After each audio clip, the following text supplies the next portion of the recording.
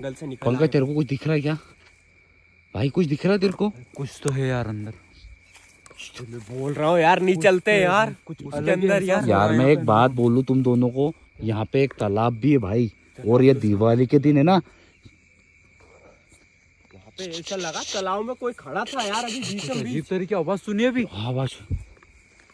पंकज आवाज सुनी अभी।